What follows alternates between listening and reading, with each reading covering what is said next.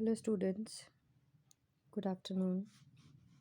Today we are going to start with the second cognitive process, and the name of that process is perception. Before that, we discussed about the first cognitive process, that is attention. And the meaning of attention was when we become aware about ourselves as well as about the surroundings with the help of sensory organs. That is called as attention. Now, after attention, there will be perception. The meaning, a simple meaning of perception is to perceive. That means perception is a mental process between sensations and response. So here I am going to give the same example that I have given in attention also, just to explore it more. Again, the same example. Suppose you are going somewhere and XYZ person calls you at the back, and the moment you are going to receive this information that XYZ person is calling you, immediately, first of all, your auditory sense organ become active, and you will become aware that yes, someone is calling you. Till here only sensation is that. But if you are going to move back towards this person and you are going to ask from this person that yes, you were calling me, so now this is called perception. So perception means response towards the stimulus. If you just heard that voice but you were not giving reply to that person, that means still here only sensation was there. But if you are going to move back and you are going to ask from this person that yes, you were calling me, that means now it is perception. So I think the meaning of perception is clear to everyone. It is also called as that it is the another meaning of perception is that it is an immediate experience of the person. That means the moment that person called you, immediately when you move back towards that person, yes, you will be able to identify this thing that yes, someone is calling you. So that is called as that it can be defined as the immediate experience of the person. So that is why it is a mental process between sensation. That means whenever perception happens, first of all their sensations plays important role, then attention, then perception, and then response. So without response there will be no perception. So that means in perception response is required. So now on the basis of this definition we are going to discuss some of the qualities of perception. So the first characteristic of perception is stimulus is necessary for perception. So that means if there is no stimulus, no object, there will be no sensation. No sensation means no attention and no perception. So stimulus is necessary for perception. Without stimulus, no sensation, no attention and no perception. Second is perception is a mental process. Perception is a mental process. Why? That whenever we are going to perceive any person, here I'm going to give you one example so that you will be able to understand the characteristics in a far better way. For example, here I draw this dotted triangle. The moment I ask one question from you, that what is this, now you are going to listen to me and you are going to observe this image. So the information goes to your, means you are going to receive the information with the help of your sensory organs. Now sensory organ will send the information to the mind. Then mind, or you can say brain, and now your brain is going to correlate this information on the basis of past experiences. And then mind is also going to organize the stimulus. Now whatever you found there, and then accordingly you are going to give response towards this stimulus, that this is a triangle. So that means when you said this is a triangle, before that a process happened. That is sensation, information goes to brain, brain is going to correlate the information on the basis of the past experiences. You are also going to organize the stimulus and accordingly you are going to give the response. So that means response is mandatory. So here perception happened. So now I'm moving back to the characteristics. It is a mental process. I think now it's understood that how this is defined as a mental process, because everything is happening inside you, that is inside your brain. So that is why this is called as mental process.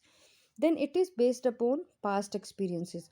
Means whenever you are going to receive any stimuli, whenever you are going to receive any object, you are going to correlate that information on the basis of past experiences, as you did here. Then the next is, it is an organized process. Organized process means, when I said that this is a dotted triangle, what your mind did, your mind combined all these dots, and you just said that this is a triangle. That means whenever we see any person or any stimulus, for example, if I'm going to show you the stimulus and I'm going to ask you that what is this, now the information related with this stimulus will goes to your brain. Your mind is going to correlate this information on the basis of past experiences, and you know very well. Then you are going to organize, though in this pen there is a nib, there is ink, this cover, there is a lid, but you are going to organize this stimulus as a whole. That is why you just give response that this is a pen. You are not going to say, ma'am, there is a nib in this, there is some ink, there is a cover, there is this thing.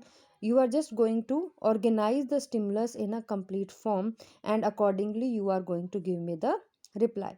That's why perception is an organized process. Then the fifth and the last is, perception requires response. Means you cannot say any process as perception till the moment you are not going to give response to that stimulus. For example, the you just received the stimuli, information went to the brain, you are going to correlate this information on the basis of the past experiences, you are going to organize the stimuli, but you are not going to give the response, you are silent. That means there is no perception. So whenever you are going to give reply towards that stimulus, that is called as perception. I think it's clear to everyone now. So I'm just going to rehearse the material. First of all, perception. Perception is also called as to perceive something. It's a mental process between sensations and response. Characteristics of perception: stimulus is necessary. It's a mental process based upon past experiences. An organized process. It requires response. Now, after discussing about meaning and definition of perception with its characteristics, now we are going to start with factors affecting perception. Factors affecting perception, there are mainly two factors that affects your perception: functional factors and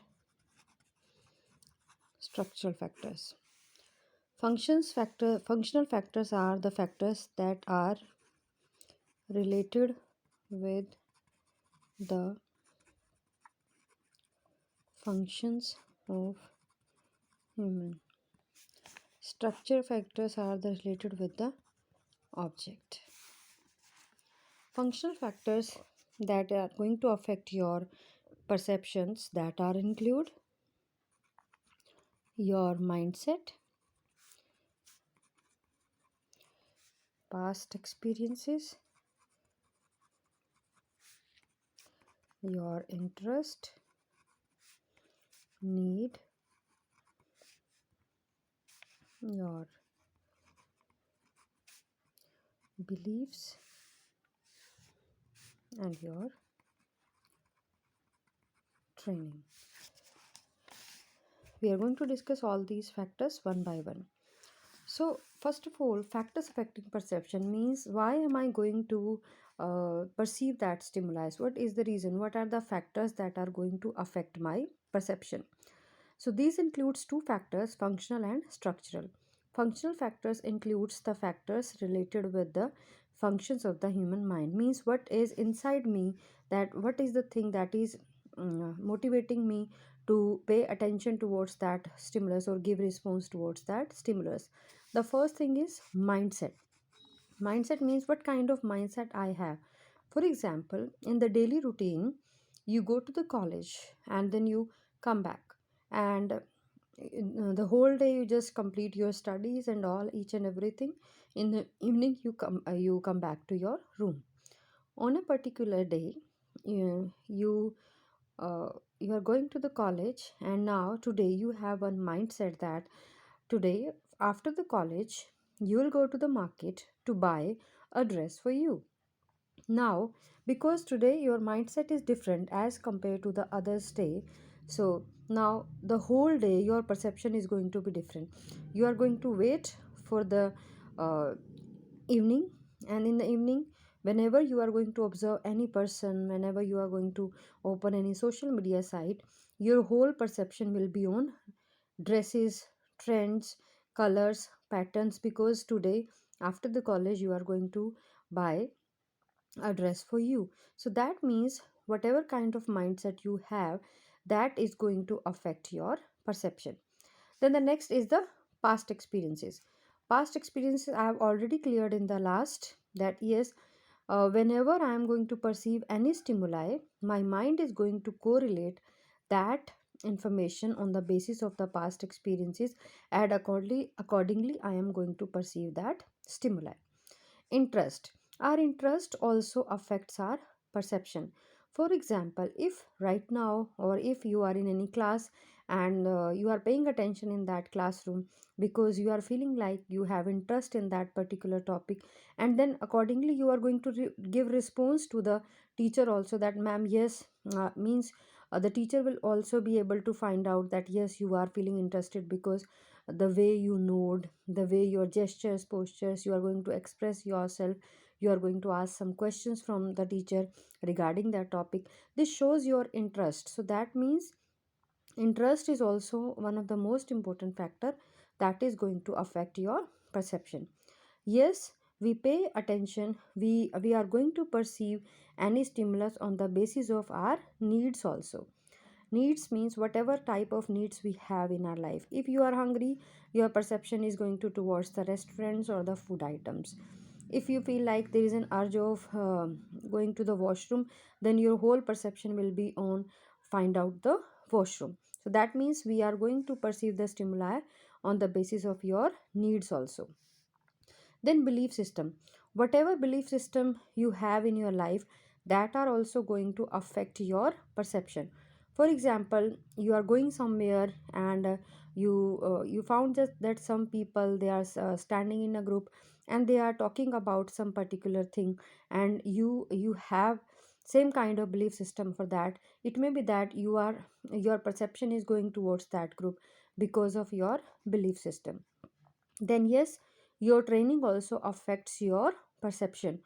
Means uh, if you are a player, definitely whenever you are going to see anything, watch anything in the TV channel, then definitely whenever it is a sports channel, you are going to pay more attention, as well as you are going to receive the more information regarding with that stimulus. So that means your training is also one of the most important factor that is going to affect your perception. Now, after discussing about these functional factors, now we are going to discuss about the structural factors, means the factors related with the object. Now, again, I am going to give you the same example. For example, here I am going to draw the stimulus. This is an object. And if I'll ask this question from that, what is this object? Means what is the name of this object? Now, the moment you are going to see the stimulus, the information means your sensory organs become active. Then your sensations will send the information to the brain. Your brain is going to correlate this object, means this information, on the basis of past experiences. And then your mind is also going to organize the stimulus, and accordingly you are going to give response towards that stimulus, that this is a triangle. Organize means you are going to automatically fill this gap. So that means whenever we are going to receive any stimulus, receive any object, the information goes to your sensory organs. Sensory organ sends the information to the brain. Brain is going to connect the information on the basis of the past experiences. Then we are going to organize the stimuli, and accordingly we are going to give the response towards that stimulus. So this is all about factors affecting perception. Now we are going to talk about principles or laws of perception. Principles of perception, these were given by Gestalt psychologist. If you remember, we have already talked about this thing. Three German psychologists, Max Wertheimer, Kurt Kofka, and Wolfgang Kohler.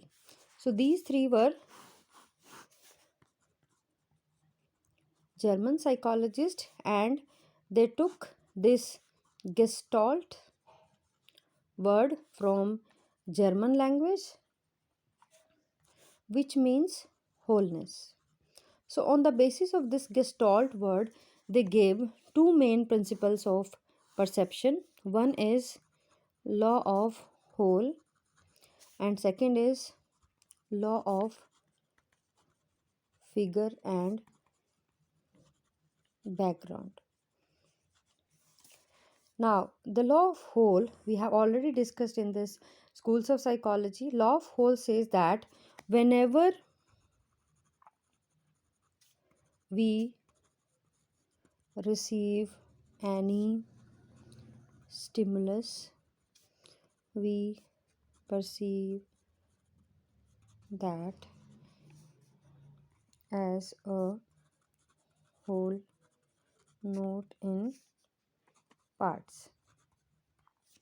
That whenever we are, according to Gestalt psychologists, they said that whenever we are going to perceive any stimulus, we perceive that stimulus in a complete form, not in the parts. So this is called as the law of whole. Means we are going to receive the stimuli in a complete form.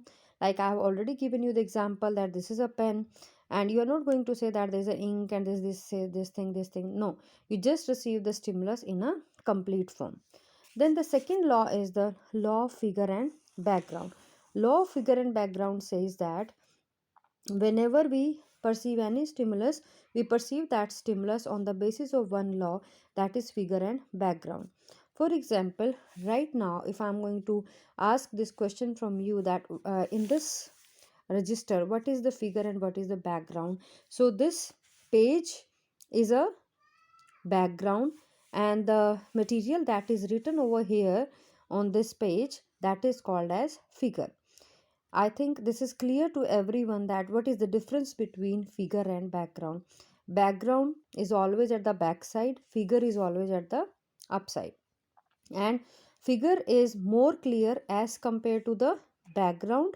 And figure, you can say that whenever we are going to see figure any stimulus, then let's say if now on this notebook this is a pen, so that means now this pen is figure and this is background.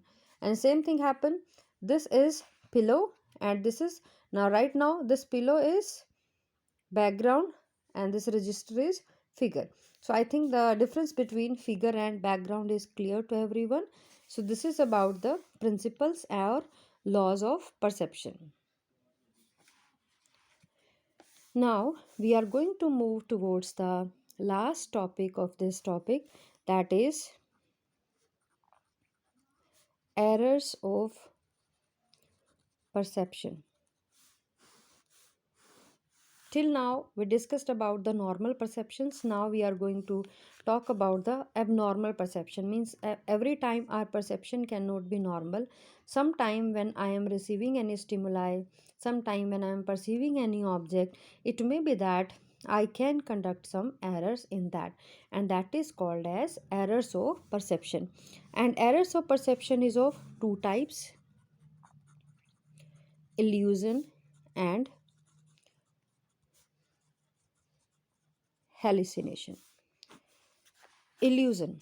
Illusion means false perception of stimulus.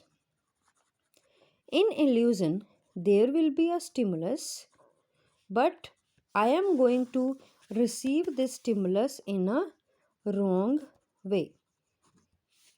So, this is the main difference between illusion and hallucination. In illusion, there will be a stimulus, but I am going to receive this stimulus in a wrong way. But in hallucination, this is called as imaginary perception of stimulus. That means in hallucination there will be no stimulus, but still we are going to perceive any stimulus. So this is the main difference between illusion and hallucination. In your exams the question may come like, what is the difference between illusion and hallucination? So you must have this clear understanding about this thing, that illusion is false perception of the stimulus and hallucination is imaginary perception of the stimulus. So in illusion, I'm just going to give you one example. Let's say that in a dark room there is a rope, and the moment you are going to enter in that room, you can feel like that this is a snake. So this is called, rope is there, that means stimulus is there, but I am receiving that stimulus in a wrong way. Similarly, if you are going to put a coin in a glass of water, then the size is going to vary. So that means this is my false perception. So there are many examples of illusion, like in mirror perception of mirage, or it may be that if you are going to visit any panorama, then you can see many of the examples of illusions, mirror image, and many of the, it may be that sometime in a dark room, uh, uh, specifically in the night, and if a light shadow that is just you can see on your wall, and it may be that in the night when you are going to just open your eyes, if you are able, if you are going to see that shadow, you can feel like there is someone in the room. So we are going to see that shadow as a ghost, as a any other stimulus. So that means that is called as false perception of the stimulus. Now illusion is of two types: individual illusion and universal illusion. Individual illusion means that is depend upon person to person.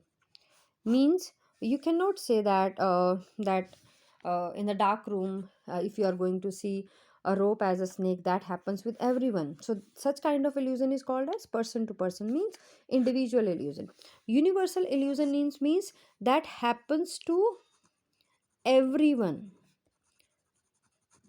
Yeah, like if you are going to see the you can say sky and the earth, it seems like they are joining together up to a like an extent, or sometime you feel like the size of the coin. All these are the examples of universal illusion, means that happens with everyone.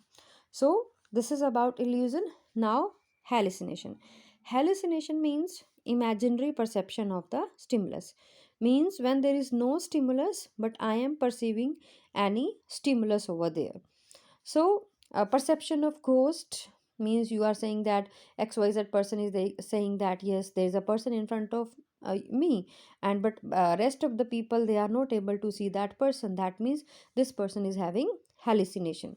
Same thing, there is no noise in that room, but xyz person is complaining that there is a person who is talking to me, or there is a noise of something. So that means he or she is hallucinating. So, hallucination is imaginary perception. Now, there is a misconception about hallucination. That means if XYZ person is complaining about that, yes, I am having these symptoms, and you can correlate that this person is having hallucination, then can we say this person that is he or she is an abnormal person? So this is the biggest question mark. If xyz person is having hallucination, can we this person is we are going to call this person as an abnormal? The answer is no. We can say actually hallucinations are normal when a person is under the effect of anesthesia or any drugs, or in the case of attachments, or in the case of death of someone. So in these four cases, if a person is recently is suffering from all these things, and if the person is hallucinating, in that case hallucinations are normal. But if accept these situations and the person is still continuing with hallucination for more than 6 weeks, then this person will come under the category of abnormal. So that means there is some duration that is required to for the hallucination. If a person is hallucinating just because he has taken some drugs, he's attached with someone, he's just facing any grief event, so in that cases if the person is hallucinating, that is absolutely normal. But if xyz person is hallucinating more than 6 weeks and he is not able to accept the truth, in that case we can say that this person comes under abnormal category. So this is all about perception topic. I hope this is clear to everyone. Let me just conclude each and everything. First of all, we discussed about perception. Perception means it's a process between sensations and response. Then we discussed about some of the characteristics of perception. That is, stimulus is mandatory, it's a mental process, it is based upon past experiences, it is an organized process, and then it requires response. After that, we talked about the factors affecting perception, two main factors, functional and structural. Then we talked about the principles of perception that was given by a Gestalt psychologist. He gave two principles, law of whole and law of figure and background. Then we discussed about this errors of perception. There are mainly two errors, that is illusion and hallucination. Illusion can be defined as the false perception of the stimulus, and hallucination can be defined as the imaginary perception of the stimulus. So this is all about today's topic. I hope you are going to understand this topic, and if you will have any doubt, then you can ask me in the comment section. Till then, take care. Bye bye.